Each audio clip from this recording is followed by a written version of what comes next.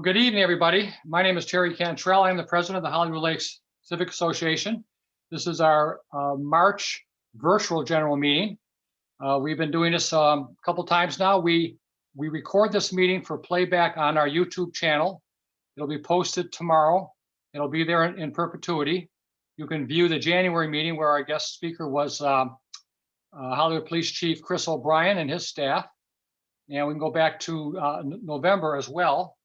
And we had City Manager Dr. Ishmael was our guest speaker. So this is our format for now. We're meeting every other month. We're doing this. We're trying to bring you and our membership as much information as we can.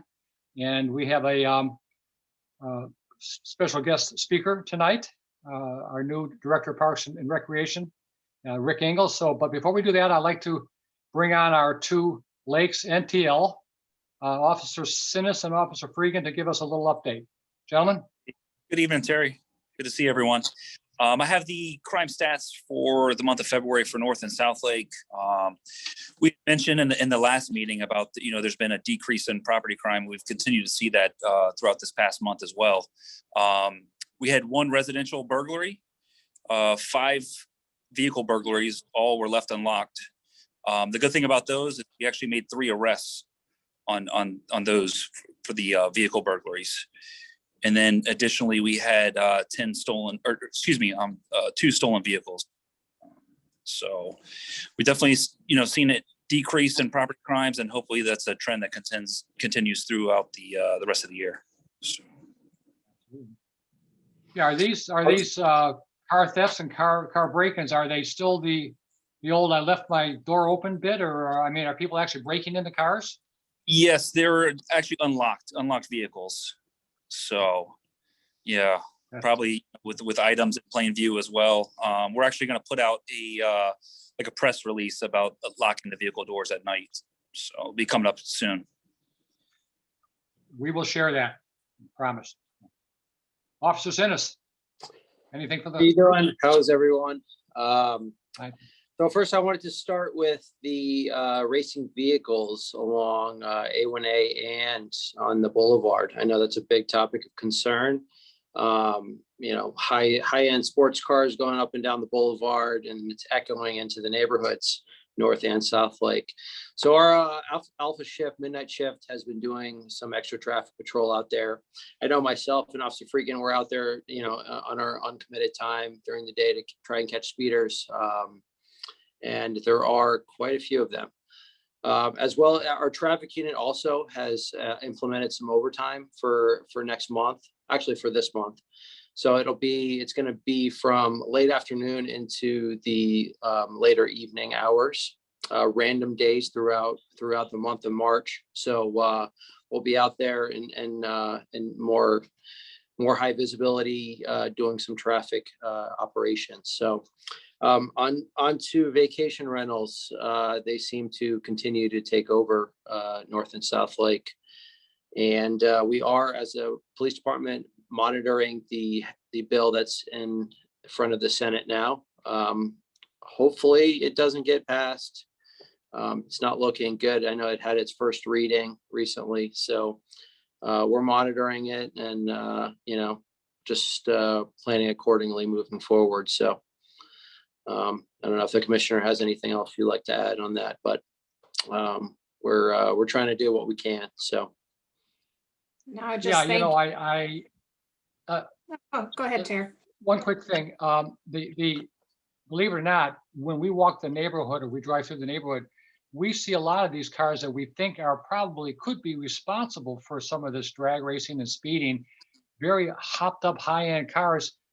They're parked in front of vacation rentals. I hate to say that, but I just hate to think that there's a connection there, somehow. So. No, there definitely is. Yeah. Myself and Officer Fregin, we went out to the Young House not too long ago.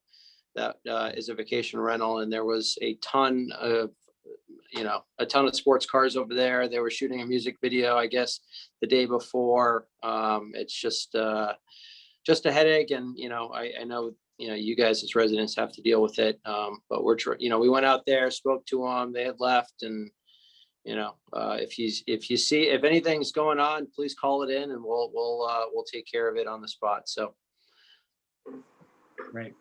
Thank you. Terry, Thank you, I'll gentlemen. I'll just add in there that there's these weird like dune buggy kind of things, and also these three-wheeled motorcycle things that are all over. Hang on one second. Sorry, all over A1A, and I don't know, are they street legal? Are they allowed to use those on A1A and Sheridan? These buggy things? I don't know the correct vehicle term for them, but I know like a lot of tourists come down and then they rent these, like, you know, I know what you're talking about, just to like cruise up and down A1A or wherever the vacation spot that they're, you know, wherever they're staying. I believe that they're legal. Wherever they're renting them from, they are street legal, because I know they have to sign paperwork and most of them that I've seen, from if we're talking about the same vehicle, they all have tags, Florida tags. So that means that, you know, they are able to ride on the roadway. So. Okay. But yeah, I definitely have had complaints about these like Ferraris and Maseratis parked at vacation rentals. And also, I just wanted to mention, Terry, that a lot of these, it's the racing issue, but it's also this excessive noise issue. It's like they've done something they've either taken off their mufflers or there's crazy levels of noise. So as part of the new noise ordinance, we're working on giving the police an opportunity to cite for noise, which is allowed by the state statute, but it was not previously mentioned in the city ordinance. So we're trying to fix that. Good. Yeah, thank you. Code officer just gave us a term, a slingshot car is what they're called, I think. That's what it looks like. Yeah, it looks like a slingshot. So, all right, gentlemen, anything else from our NTLs? You good? Nothing else. Stick around, because there may be something that comes up if you don't mind. If you don't mind working a little bit later. Appreciate it. So, next, I'd like to turn the floor over to our very good code officer for the lakes here, Tasheema Lewis. He's been doing a great job for us. Wish they could clone you and give you hire a bunch more of you. But anyways, Tasheema, what's new? Thank you. Good evening, everyone.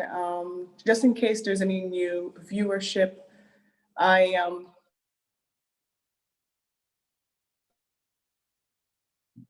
think we lost her there.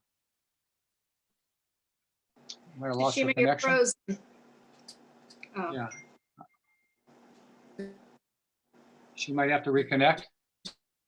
Or maybe turn the video off. Sometimes that helps. Yeah.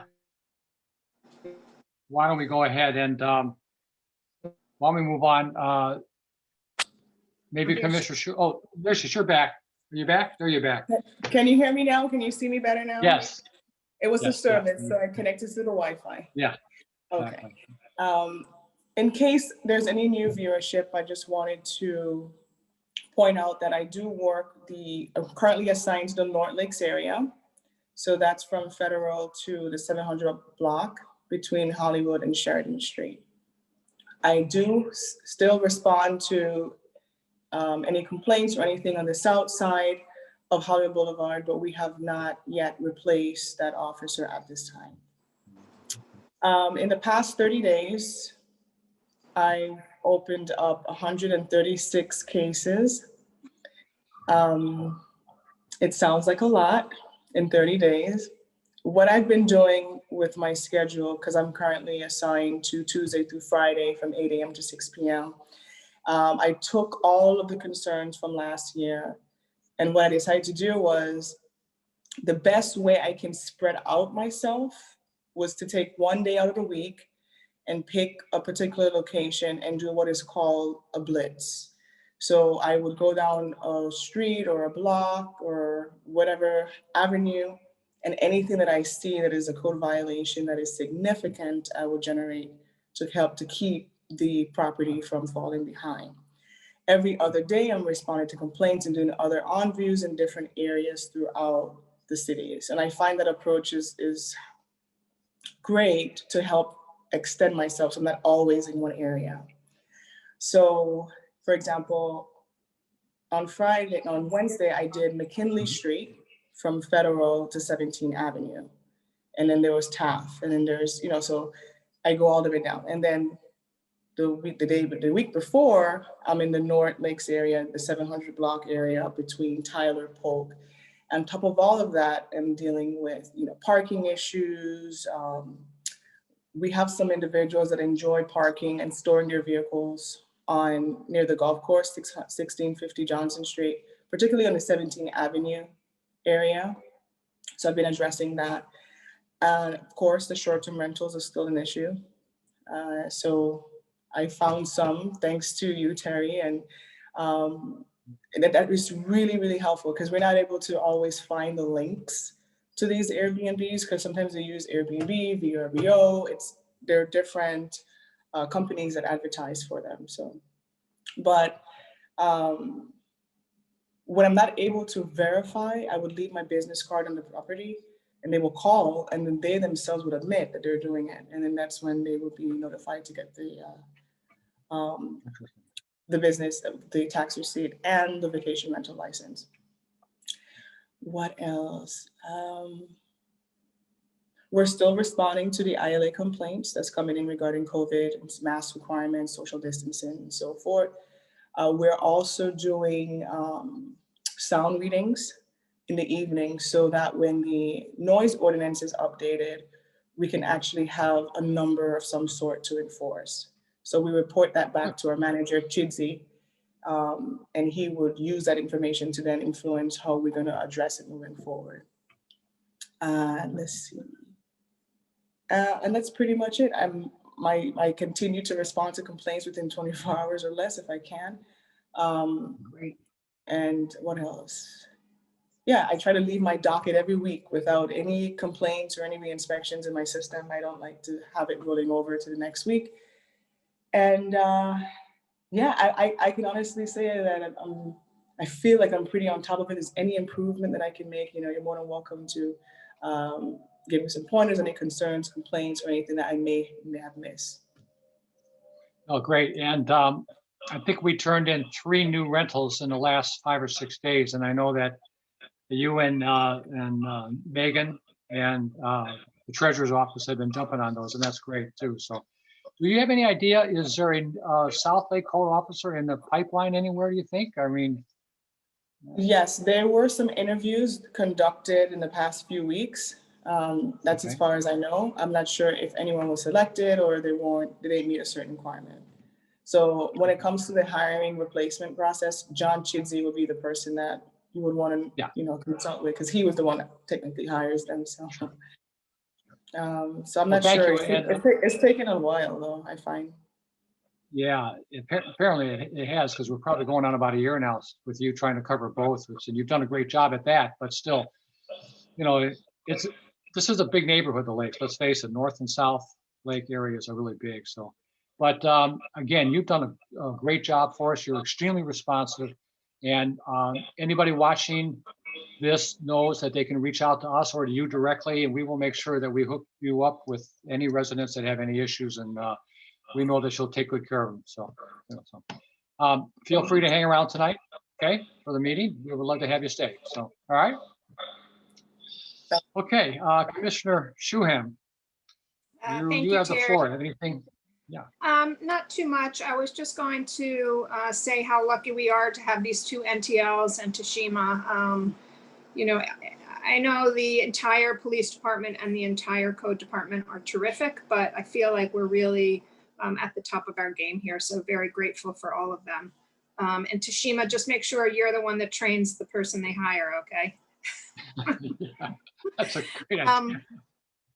I just wanted to touch on what Officer Sinas was talking about with vacation rentals and following what's happening up in Tallahassee. I know, Terry, you've been encouraging our residents to write, but we worked so hard to get through a stricter city ordinance to try to get back some control over these houses, including mandating decibel readers and things like that.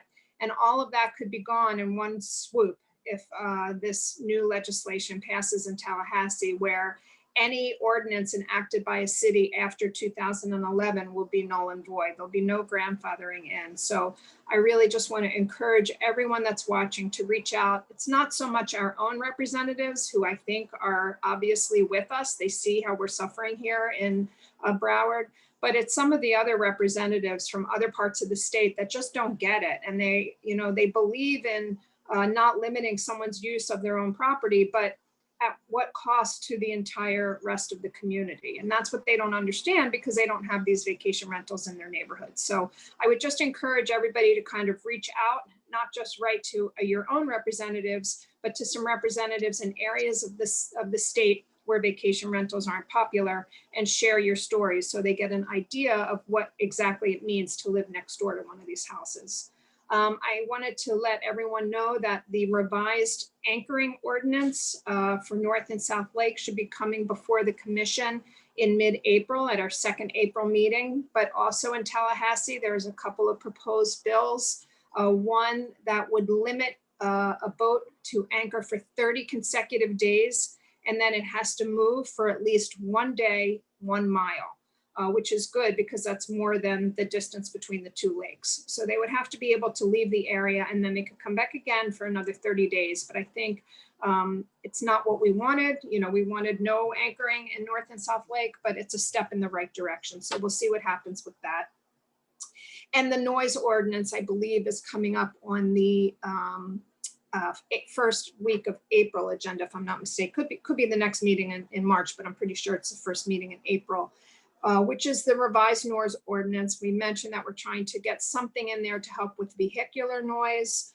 And certainly this, the key thing that we're trying to have happen with this noise ordinance is to alleviate the need for a victim. So right now, HPD can only issue a citation if one of the neighbors actually allows the police to come into their home and hear excessive noise from within the boundaries of their home. And, you know, at 12 or 1 o'clock in the morning, that's not on the top of anybody's list to do. So this revised ordinance, hopefully, if it passes and it's doable, allows the police themselves to listen with decibel readers. So that will be, I think, that in conjunction with the change to the vacation rental ordinance will finally maybe start making a bit of a difference here in Hollywood. And that's it. I'm here until a little bit before 7, then I got to sign off. And if there's anything I can answer, just holler. Good. Thank you very much, Commissioner. I'm just absolutely thrilled to hear about the revision to the noise ordinance, because we always thought that was a very, very difficult and funky way of doing it. Asking an officer to come inside your house at 1 a.m. in the morning to see if he can hear something. I mean, it's just, you know, crazy. And I know the argument in the past was always that the sound pressure level meters were never accurate. Maybe they weren't back in the old days when they were analog, but now you can get an app on your phone that is extremely accurate. So, and as Tasheema said, they're going to be testing that out and seeing how that works. I think that's absolutely great. I'm thrilled to hear that too. So, all right, thank you again. All right, I think we'll move on to our guest speaker. Very pleased to introduce to everybody our new Director of Parks and Recreation Cultural Services, Rick Engel. And Rick, welcome. The floor is yours. I have a few questions at the end here. Whatever you want to tell us about. Okay.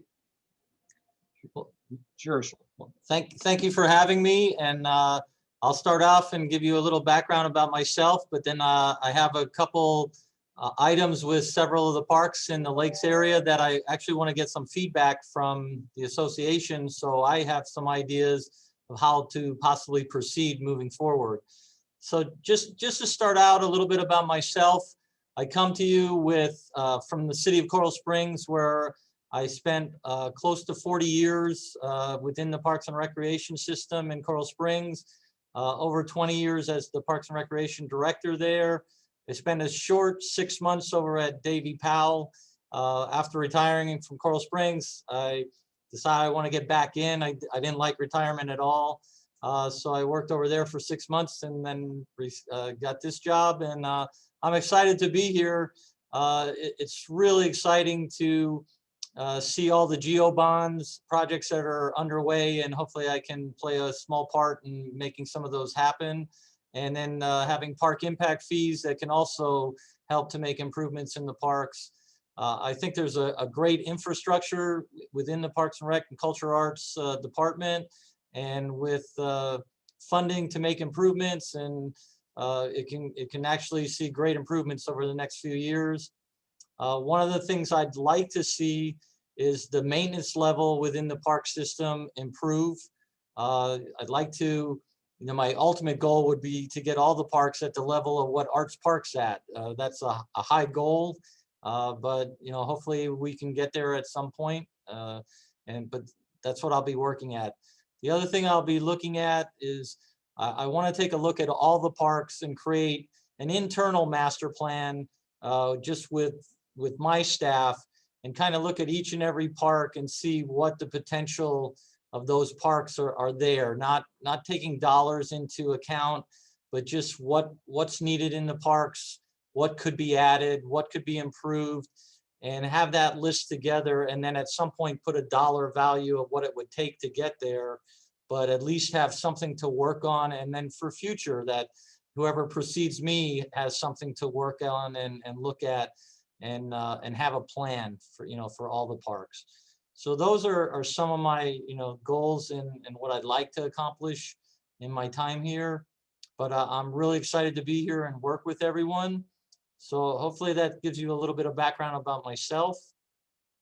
Two of the parks that have come up and have been on my radar since I got here is Holland Park and Jefferson Park. And both of those have GeoBond projects within them, but there's other things within both those parks that need to be addressed that aren't covered by the GeoBond. So to start with Jefferson Park, I know people have been asking about pickleball courts at Jefferson Park. So there's a number of ways that we could go about doing that. Some of those could be done, some options could be done fairly quickly, very inexpensively, but I don't know how the community would receive them. So that's where I want to get some impact. So just to go over quickly what some of the options are. We could paint lines on 2 of the existing tennis courts and actually share the tennis courts, use the same rules that are there for tennis, where if you're a singles and people are waiting, you play for an hour, and then you let the next people in line get on the courts. And then with doubles, it would be an hour and a half. So that could be done very quickly, just painting the lines and then putting up some signs to make sure that people know they're there for joint tennis and pickleball. I did go by the park, and in the morning, the tennis courts are used very heavily in the morning. I don't know about the afternoon and evenings, but in the morning, I was over there around 10 o'clock and the place was packed. There was, all 4 courts were being used. People were waiting. They were on the paddleball courts practicing and just warming up. So I'm not sure getting rid of the tennis courts would be the best option. That is another option, that we eliminate 2 tennis courts and turn them into pickleball courts. But I'm not sure that would be a plus with the way it looks like those are getting used. Another option would be to eliminate one of the basketball courts and convert part of that area into pickleball courts. Again, that wouldn't be very expensive. We would just have to resurface the courts, paint the lines, put some fencing to separate basketball and pickleball. So that's an option that to be considered. So again, I want to hear input on that. The one thing with the basketball courts, it seems like the 2 10-foot courts, half courts, get used the most. I don't know if the community would be open to having a full court, basketball court with both baskets being 10-foot, or would they want to just have 1 10-footer and maybe 1 8-footer, or reconfigure where we can keep 2 half-court tennis courts, but that would mean we'd have to face the baskets either east or west, which might be an issue with the sun. But I would like to hear some feedback from the community as to how that plays out. Another option would be to take out the bocce ball courts and convert that area into pickleball courts. That would be a little costly because we'd have to start from scratch and put down new asphalt and everything. So that could get fairly expensive. Potentially that could be done with park impact fees. So we might be able to do that, without looking for a funding source, but that would take longer to do and would be more time consuming to do that. We'd have to go out for either bids or quotes to be able to get a price on that. So that would take some time. And then the final option that would be to take an area where the existing baseball, softball field is and just take a chunk out of that and put pickleball over in that area and maybe reconvert the baseball, softball area into something different. Because my understanding is that you don't get a lot of baseball and softball play on that field. So maybe that entire area could be repurposed and looked at for something else. So that's, some of the vision for Jefferson Park where I'd like to see some input. I know the GEO bond's not addressing the restrooms. That's something that we have on our radar, and we'll look for funding sources and try to get that on the radar. So at some point in time that those do get renovated, they surely need it. They aren't in the best of conditions and could use some effort there. Along those lines, though, one of the things that we're working on right now between Public Works and Parks and Rec Cultural Arts is we're working on probably within the next 6 months, Parks and Rec will take over restroom cleaning and trash and litter pickup and emptying the garbage cans. Currently, Public Works is doing that. There has been funding set aside to do that. We're out right now with an RFP to look at athletic field maintenance. If that RFP comes back within our budget, then we would do ball field maintenance contractually and then move full-time staff to the parks for the other maintenance.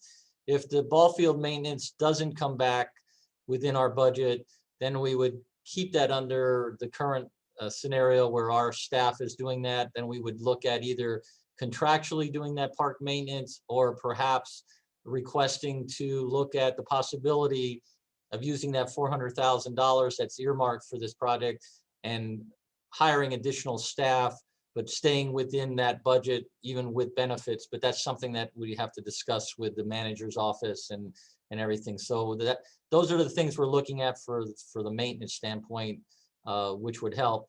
Public Works would still maintain project work like repairing sidewalks, repairing buildings and lighting and that kind of stuff. But we would take on that day-to-day maintenance. Our goal would be to do that 7 days a week versus 5 days a week that's being done right now. We feel, and I feel, and the rest of my staff feel that could use some more attention, and we just have to find the right way to make that happen. So we're working on that right now. So let me go to Holland Park. As you know, there's $697,000 earmarked under the GEO bond to do repairs to the restrooms, renovate the interior of the restrooms, to do work on the observation tower, some work on the parking lot, the pavilions, the floating docks by the ramps. So that's within the GEO bond. So that's in progress. We're working with DCM right now. They have some specifications together. I think the restroom work may be happening fairly soon. So that project's moving along. But there's other things over there that I've heard of, concerns with. That one, there's not a staff person there all the time, and there's a lot of things that go on in that park. What was the second thing? The jet skis and boat private entities coming in and renting out jet skis and other things, and then driving through the neighborhood and dropping them off and meeting people there, and then coming back and picking them up.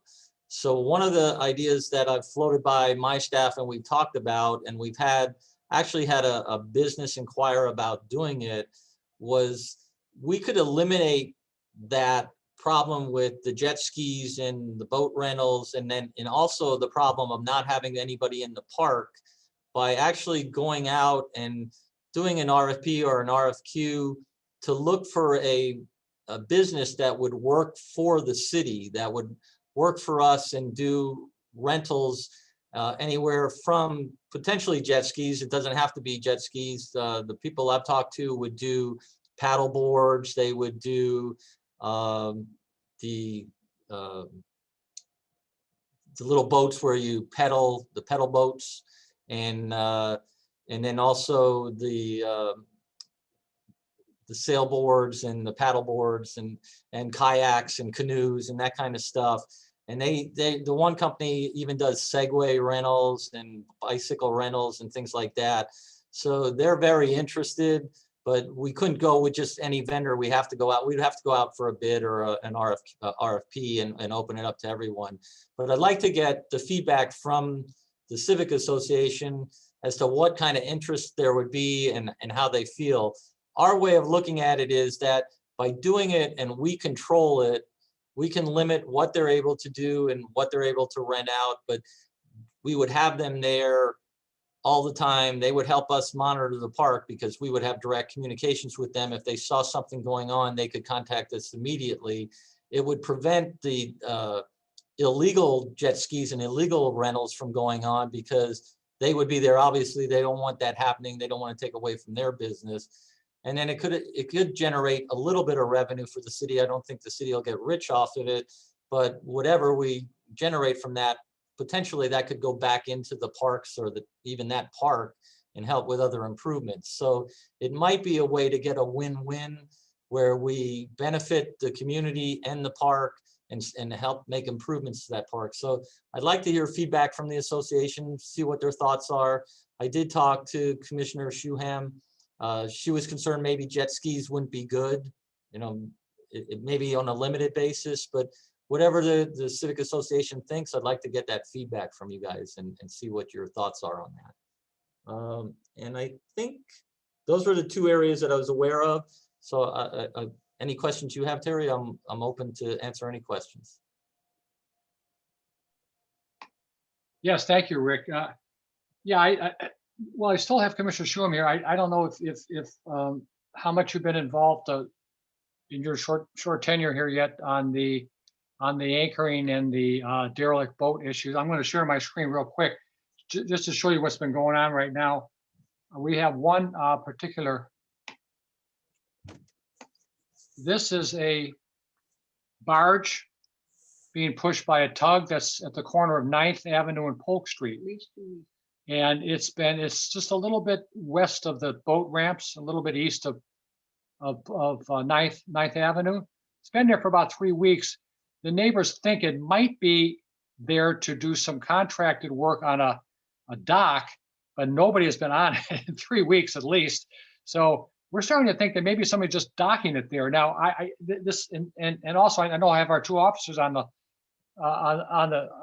meeting too, so maybe they can shed some light on this. But being as that the lakes are sort of your responsibility, Rick, I hate to say it, but do you know what is going on with this thing?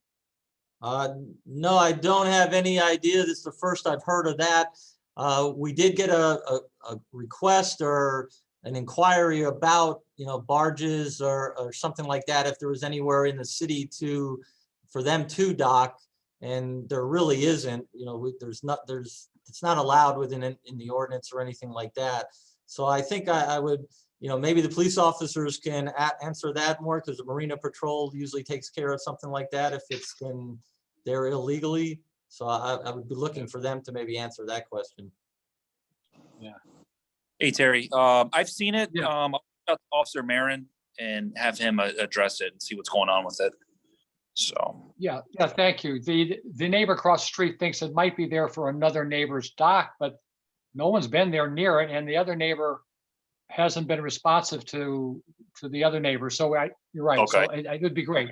Yeah. Yep. Okay. Officer Sinis, have you got your hand up? No, okay. All right. Well, Rick, let me back up a little bit. Let's start with let's go backwards on your two hot button issues and start with Holland Park. Yeah, Holland Park has really become a major issue for us here, and for our board of directors. We have directors that live very close to Holland Park, and I think that the idea of contracting with a third party or an outside company to do some low impact rentals is not a bad idea. But I will tell you, the biggest problem we have in the Lakes neighborhood with both Holland Park and the marina, especially the two boat ramps, is the increase in traffic through the neighborhood. And that's never a desirable thing. So for a civic association to encourage some sort of commercial venture deep into a purely residential neighborhood that's going to increase traffic is dicey, to say the least. But I think it has merit, frankly, and I think we need to really look at it. I know I need to bring it to my board. I want to get feedback from our residents and membership too. So that is very much a possible maybe. I'm sure you saw some photographs circulating around about some of the conditions in Holland Park, and I know that just like with Jefferson Park and any of your parks anywhere in the city, you're somewhat at the mercy of Public Works, because it's really more Public Works to do some of this stuff than it is your department.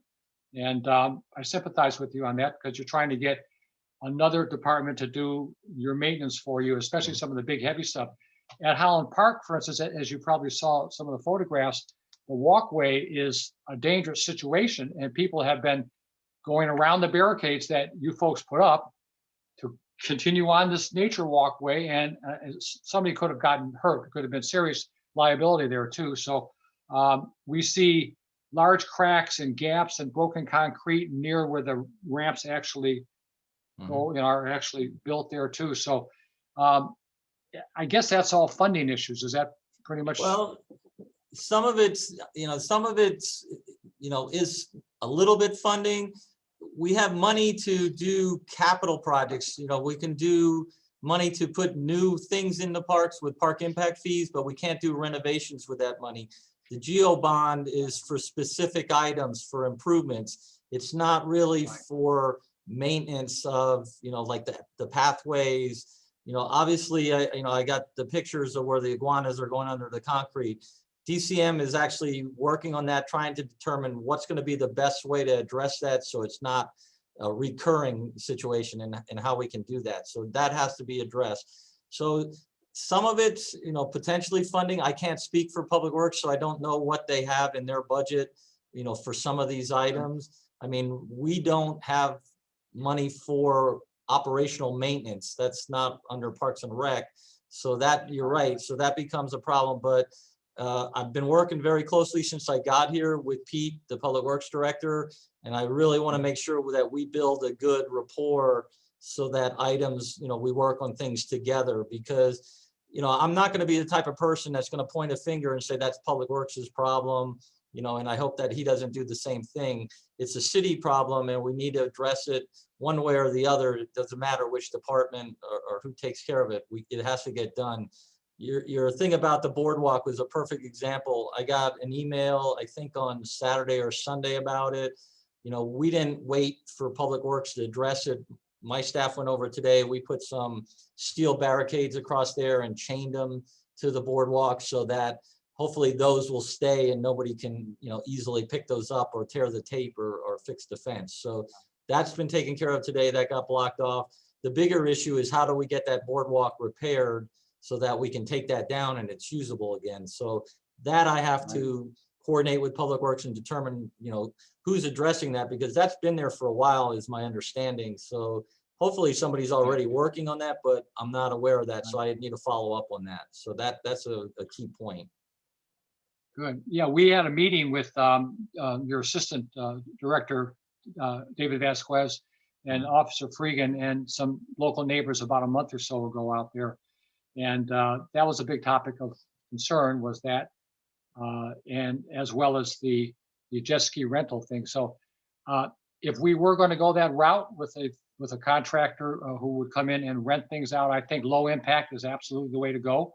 I love your idea, the paddle board, paddle boats, and the stand-up paddle boarding, that kind of thing. I think that would probably be a much easier sell than a company that's going to come in there and rent jet skis again. So, well, and to address the traffic issue, I mean, we can't stop the individual, cars from coming through to use the park, and if we are renting stuff out there, but what it would stop is the trucks coming through with the trailers, because if they do it, they would be on site. They wouldn't be hauling them back and forth each day. They would have a site in the park that they would stay there. The items would be in the park. So that traffic would be eliminated a little bit, but the individual cars, yeah, obviously there would be some of that, hopefully not too much more, but that, I don't know how you stop that. I see Officer Lewis. Did you have your hand up? Yes, Terry, I just wanted to know, once it's approved or you guys agree to have the commercial vendor, just so that our division know, so that we don't issue violations or citations, or? Yeah, we would do that. It'll be a whole process. If we get the go-ahead from the civic association to pursue it, we're gonna have to do an RFP, and we're gonna have to make sure that, all the other departments that would be part of it are well aware of it, and we would communicate that. We're just kind of feeling out everyone to see if it's a viable option to even pursue, but we did have someone reach out to us, so we know there's at least one good vendor that's interested in it if we pursue it, and they'll do whatever we say. If we tell them they can't do jet skis, they'd be willing to do that. Even the rowing club has expressed some interest about maybe renting out the paddle boards and kayaks and stuff like that. So, it'll be a competitive process, and we'll see who the best option is before we finalize anything. Yeah, because I think that really could be the key to the lack of staffing, because obviously you can't, there's, you even said yourself you're having staffing issue, and that's been a big issue for us. And David has expressed that same problem. And I mean, you have X number of officers, and if I'm not mistaken, not all your officers can actually write NOVs or violations. Is that correct? Only certain park officers can do that? Only the Ranger 2s are authorized, and we only have 3 of those, and they're mainly assigned to the Broadwalk and the Barrier Islands. So they really don't get out to the other parks. So yeah, you're correct about that. Sure. Good. As far as Jefferson Park,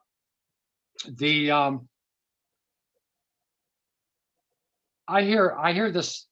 We get calls on the pickleball thing all the time. I haven't played it yet. My wife wants to. We got to go play pickleball. Well, I guess so. At my age, I'll try it, I guess, but let's see what happens. But, what I like to do, I think, Rick, is put these options out a couple different ways. Of course, we have a pretty extensive email list, and of course, we're on Facebook.